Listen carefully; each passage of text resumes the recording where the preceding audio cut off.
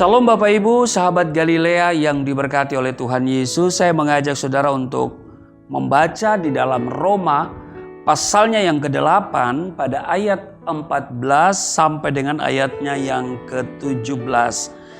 Dikatakan begini, semua orang yang dipimpin roh Allah adalah anak Allah. Ayat 15, sebab kamu tidak menerima roh perbudakan yang membuat kamu menjadi takut lagi. Tetapi kamu telah menerima roh yang menjadikan kamu anak Allah. Oleh roh itu kita berseru, ya Aba, ya Bapa. Roh itu bersaksi bersama-sama dengan roh kita bahwa kita adalah anak-anak Allah. Ayat 17, dan jika kita adalah anak, maka kita juga adalah ahli waris.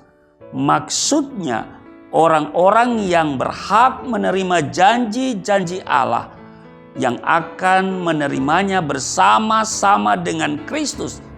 Yaitu jika kita menderita bersama-sama dengan Dia, supaya kita juga dipermuliakan bersama-sama dengan Dia. Bapak Ibu, warisan mempunyai arti yang berbeda di Perjanjian Lama dan Perjanjian Baru. Di Perjanjian Lama, warisan seringkali diartikan tanah, harta, kuasa, dan ya sejenisnya.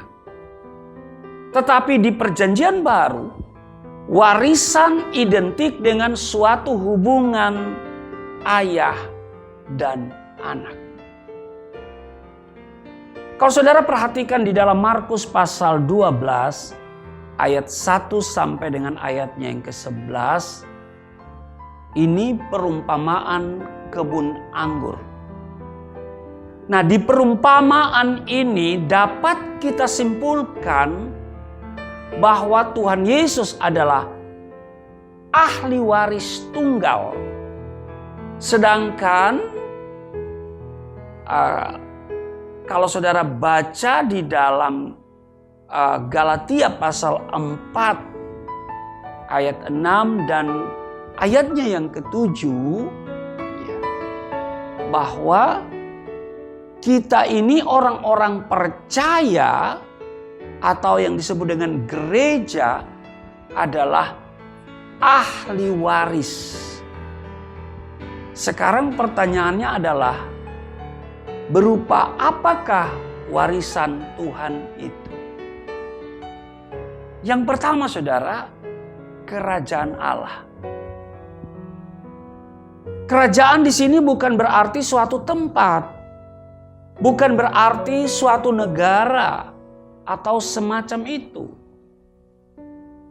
Tetapi kerajaan Allah di sini adalah suatu nuansa di mana Tuhan Yesus adalah raja dan kita sebagai rakyatnya.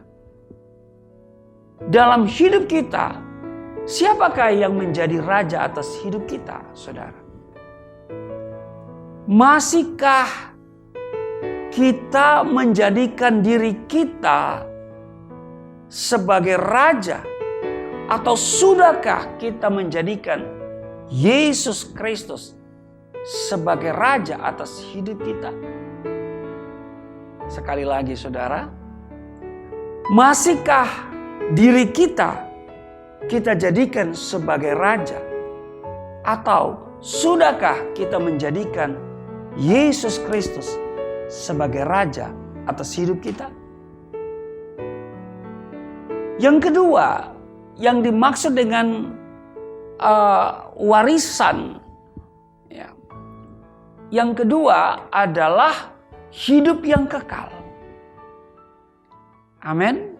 Hidup yang kekal tidak hanya berbicara tentang lamanya jangka waktu, tetapi juga berbicara tentang kualitas hidup yang sebenarnya. Hidup yang kekal adalah kualitas kehidupan di mana kehendak Allah terjadi dalam hidup saudara dan saya, yaitu hidup di bawah pimpinan Tuhan. Kapankah kita memperoleh warisan hidup yang kekal itu? Jawabannya sekarang juga. Pada saat kita percaya dan taat pada Tuhan. Amin. Ada banyak lagi warisan-warisan Tuhan yang lain, saudara. Tetapi poin-poin di ini adalah dua dari yang terutama. Kita sudah mendapatkan sebagian dari warisan-warisan Tuhan. Tetapi tentu belum semua. Tuhan sudah memberikan kita jaminan kepada kita. Dikatakan di dalam ayatnya yang ke-17. Jika kita adalah anak, maka kita juga adalah ahli waris. Maksudnya orang-orang yang berhak menerima janji-janji Allah. Amin. Apa janji Allah? Saudara baca di dalam perjanjian lama, janji itu disimpulkan dengan dua bagian besar. Yaitu apa? Berkat, tapi juga kutuk. Nah, ini dia saudara. Saudara baca ada dua janji. Janji berkat, tapi juga janji kutuk.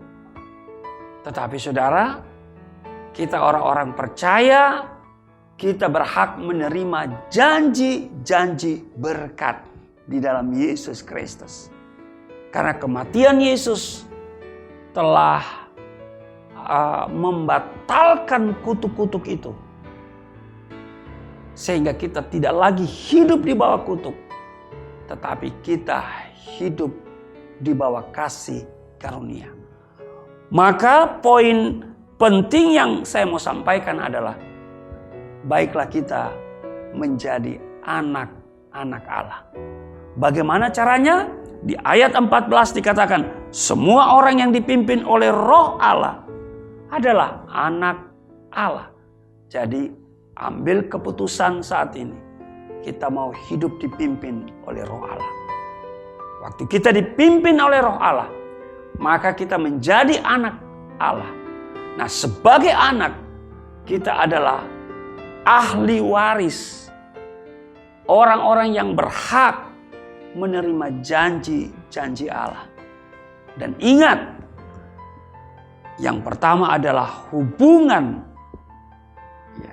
yang intim dengan Tuhan. Sehingga kita menyapa Allah itu, ya Aba, ya Bapa.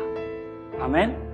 Kalau kita sudah menyapa Allah itu sebagai Bapa, maka segala yang Bapa punya menjadi bagian kita juga. Amin. Tuhan Yesus memberkati. Mari kita berdoa. Terima kasih Tuhan, Engkau telah memberikan janji kepada kami, dan kami adalah ahli waris menerima segala janji yang baik. Dan janji yang baik itu tidak ada yang tidak tergenapi, tetapi semuanya itu tergenapi dalam hidup kami. Kami mengklaim bahwa warisan kami adalah janji yang baik. Janji berkat, bukan janji kutuk. Itu sebabnya Yesus telah menyelamatkan kami dan mengambil dosa-dosa kami sehingga kami bebas dari hukuman dosa itu. Maka Roh Kudus memberikan kami kekuatan untuk melangkah, berjalan bersama Tuhan, dan kami membenci segala dosa. Di dalam nama Tuhan Yesus. Haleluya. Amin.